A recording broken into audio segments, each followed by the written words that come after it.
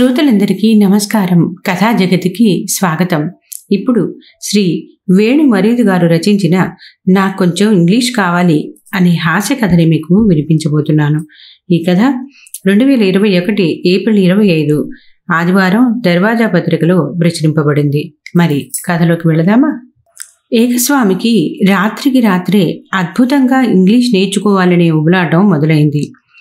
సాయంత్రం వేళల్లో పార్కు ముందు బండి పెట్టుకుని చీకులు కాల్చి అమ్ముకునే ఏకస్వామికి బాగా ఇంగ్లీష్ నేర్చుకుని ఊళ్ళేలాలని ఉబలాటం లేదు. మరి అంత అత్యవసరంగా బగ్గబగ్గ అంగ్రేజీ మాట్లాడాలనే కసి ఏకస్వామిలో ఏర్పడటానికి కారణం మరదలు కోయిల. ఆమె తెల్లగా మహా చక్కగా ఉంటుంది. ఇంగ్లీష్లో ధారాళంగా మాట్లాడుతుంది. ఇంగ్లీష్ అంటే గజగజ వణికే ఏకస్వామికి అది ఇబ్బందిగా ఉంది.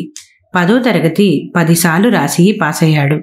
కింద మీద పడి ఓపెన్ డిగ్రీ పరీక్షలు రాస్తున్న ఏకస్వామికి మరదల పిల్ల ఆంగ్ల భాషా పటిమ మింగుడు పడని ముచ్చటైంది. ఊళ్ళోనే తెలుగు మీడియంలో చదువుతూ నాటుగా మోటుగా మాట్లాడేది కోయిల. పెద్ద క్లాసులకి వెళ్ళగానే కోయిల తండ్రి తన మేనమామ అయిన ఐలయ్య బిడ్డను నగరంలోని మంచి ఇంగ్లీష్ మీడియం బడిలో చేర్చాడు. అప్పటి నుంచి కోయిల నోటి నిండా ఇంగ్లీషు. ఏకస్వామిని ఇంగ్లీష్లోనే పలకరిస్తుంది. మనోడికేమో క్యాటు, బ్యాటు, డాగు, బ్యాగు లాంటి చిన్న చిన్న పదాలు తప్ప ఇంగ్లీషు రాదు. రాయటం కూడా అంతంత మాత్రమే. మరి రేపు ఆ మరదల్ని చేసుకోవాలంటే శంకరదాదా సినిమాలో చిరంజీవిలా ఇంగ్లీష్లో ఎరగదీయాలి. అలా అనుకున్నదే తడవుగా చిన్నప్పటి ఫ్రెండు లింగస్వామిని కలిసి తన బాధ అంతా చెప్పుకున్నాడు. అరే, ఈ రోజుల్లో ఇంగ్లీష్ నేర్చుకోవడం ఎంతో తేలికరా. ఒక మంచి స్మార్ట్ ఫోన్ తీసుకోరా. యూట్యూబ్లో ఎన్నో వీడియోలు ఉన్నాయి. మార్కెట్ నిండా పుస్తకాలు కూడా ఉన్నాయి. అవి కూడా చదువు అని ఓ సలహా పారేశాడు.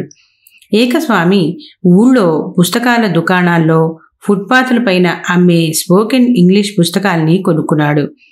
ఆ పుస్తకాల్లో ఒక్క రోజులో స్పోకెన్ ఇంగ్లీష్ ఒక ప్రపంచ వింతలా అనిపించింది.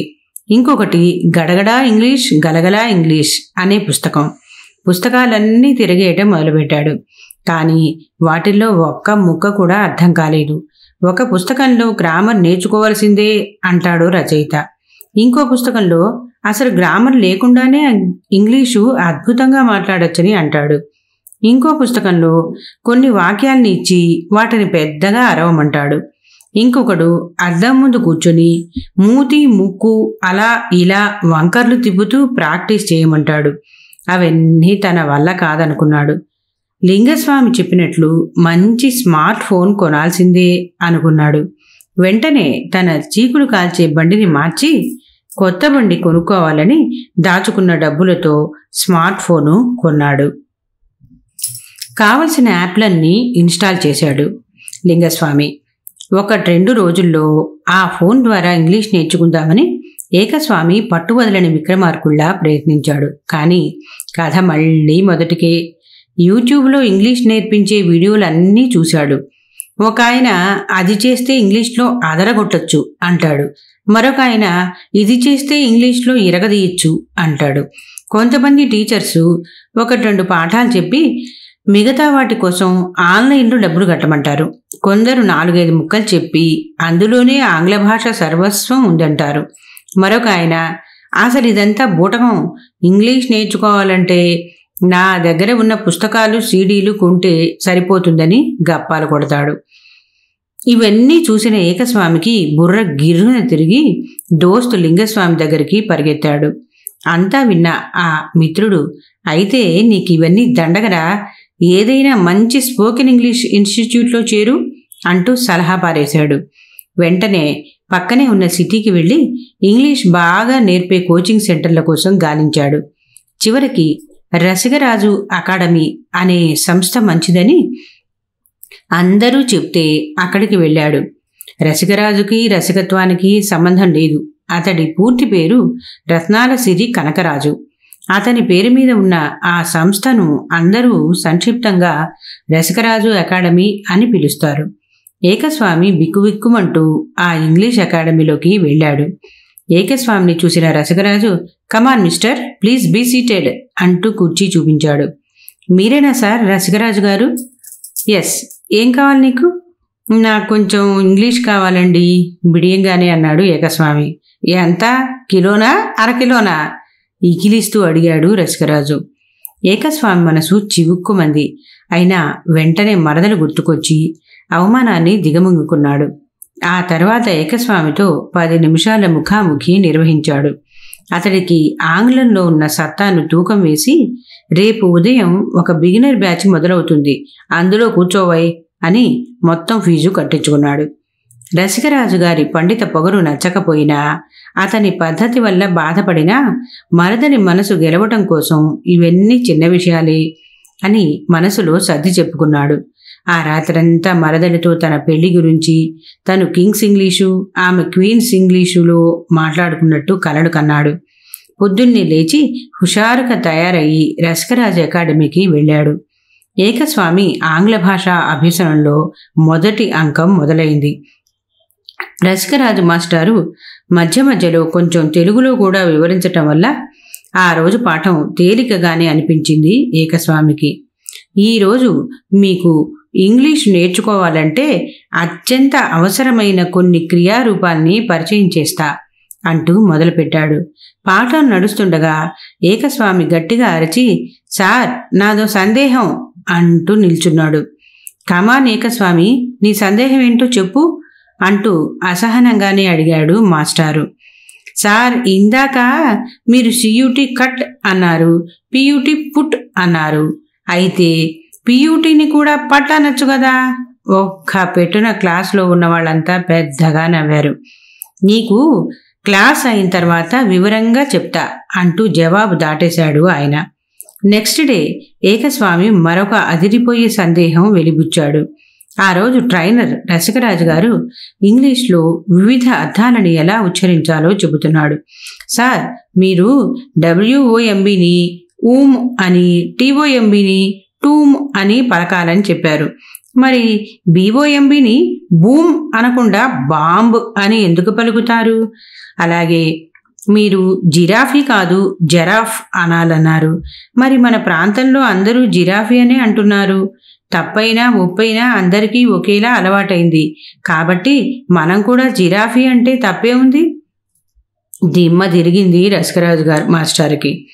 ఏకస్వామి అడిగేవి బిత్తిరి ప్రశ్నలు అనిపించినా అందులో చాలా తర్కం ఉంది కాబట్టి ఆయన లోపల నవ్వుకున్నాడు.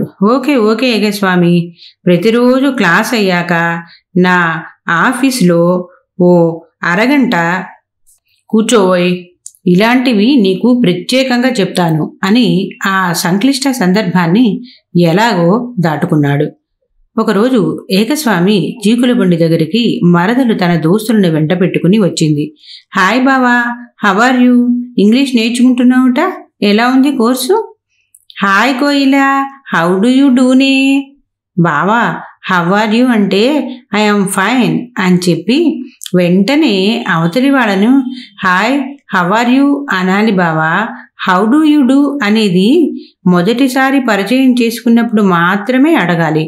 అలాగే హౌ డు యూ డూ అనే దానికి మళ్ళీ హౌ డు యూ డూ అనేది జవాబుగా ఇవ్వాలి బావా. అయ్యో అలాగా కోయిలా, ఈ విషయం మా మాస్టర్ ఇప్పటి వరకు చెప్పనే లేదు.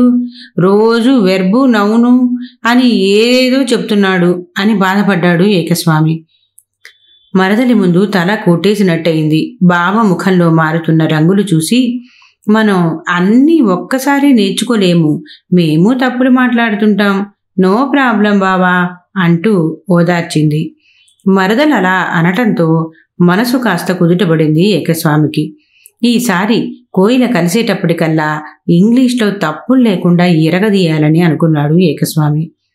ఒకరోజు రసికరాజు మాస్టారు ఇంగ్లీష్ స్పెల్లింగ్ ఉచ్చారణ గురించి జోరుగా ఉపన్యాసం ఇస్తున్నాడు.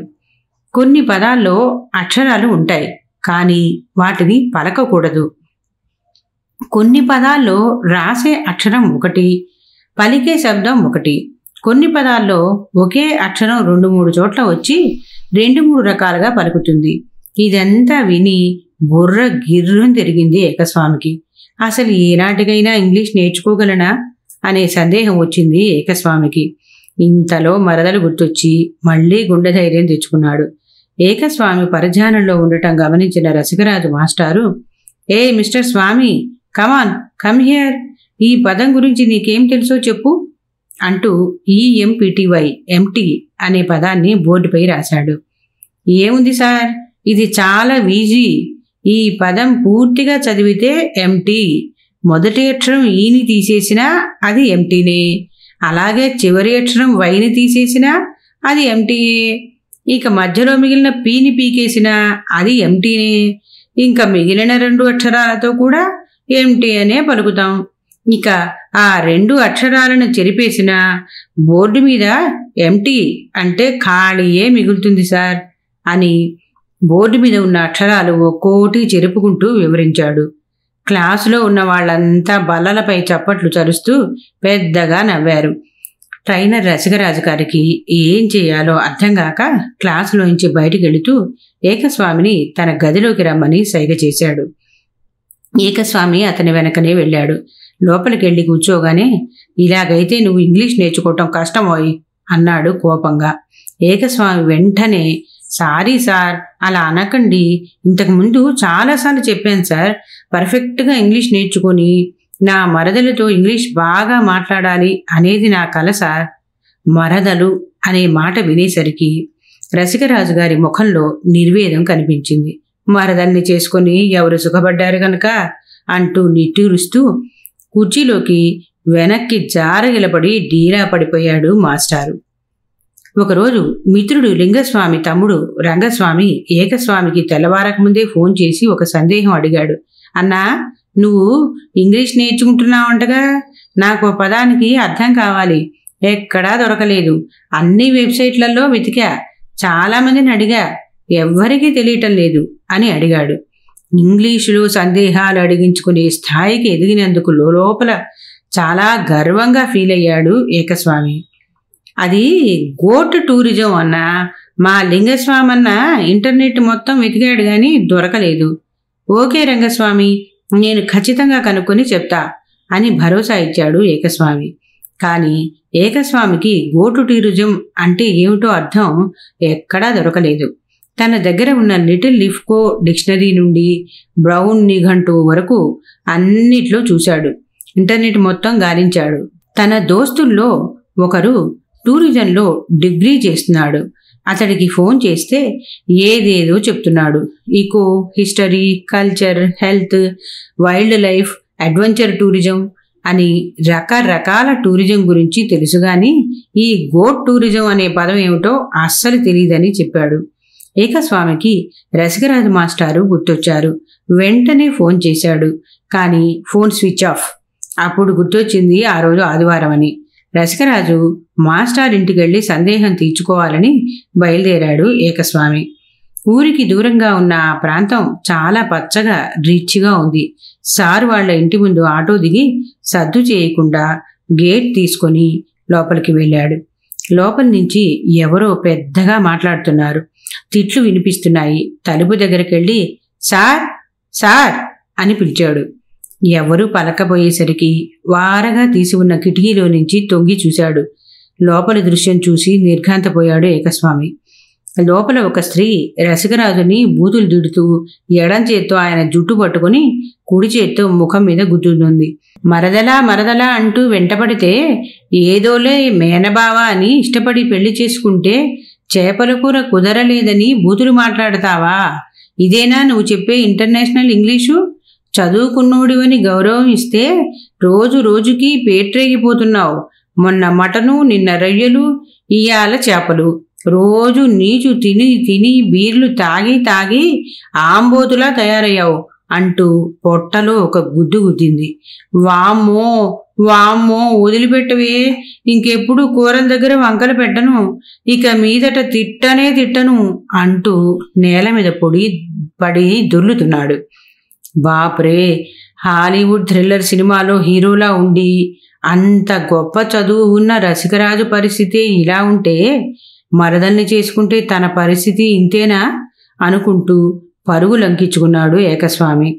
బజారు మూల మలుపులో ఫుట్పాత్ మీద ఫోన్ చూసుకుంటూ వెళ్తూ కనిపించింది మరదలు. ఏకస్వామి ఆగిపోయి రొప్పుకుంటూ ఆ అమ్మాయి దగ్గరికి వెళ్ళి కింద పడే వాడల్లా తమాయించుకొని నిలబడ్డాడు. ఆమె కళ్ళల్లో కళ్ళు పెట్టి ప్రాధేయపూర్వకంగా, కోయిలా, నువ్వు నన్నెప్పుడు కొట్టవుగా? ఈ ప్రశ్నకి విస్తుపోయింది. అదేంటి బావా, నేను నిన్నెందుకు కొడతాను? నువ్వంటే నాకు చాలా గౌరవం బావా. గౌరవమా? అయితే ఇష్టం లేదా?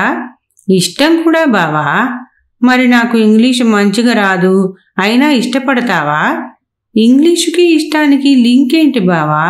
అసలు ఇంగ్లీష్ బాగా వస్తేనే అమ్మాయిలు ఇష్టపడతారని నువ్వెందుకు అనుకుంటున్నావు? అమ్మయ్యా, అయితే మరి నేను మీ ఇంజనీరింగ్ కుర్రాళ్ళ కంటే మంచోడినేనా? చాలా మంచోడివి బావా. వాళ్లకు నీకు నక్కకి నాగలోకానికి ఉన్నంత తేడా ఉంది. నువ్వు స్వాతిముత్యం బావా. అయితే మరి నన్ను పెళ్లి చేసుకుంటావా? నిన్ను కాకుండా ఎవరిని చేసుకుంటా బావా? ఎందుకు నీకు ఈ సందేహాలు? ఆ మధ్య నాన్న ఏమన్నాడో తెలుసా?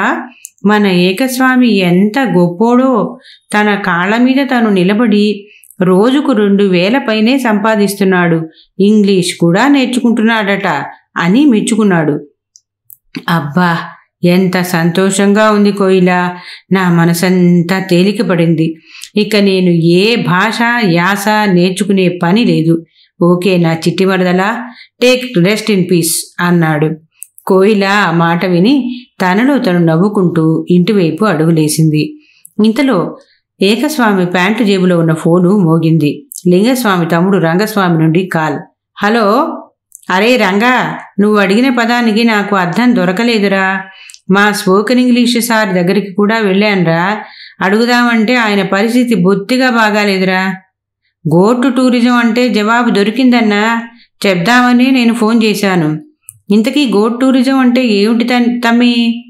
ఏం లేదన్నా, అది ఒక ఇంగ్లీష్ న్యూస్ పేపర్ చదువుతుంటే ఒక చోట కనిపించింది.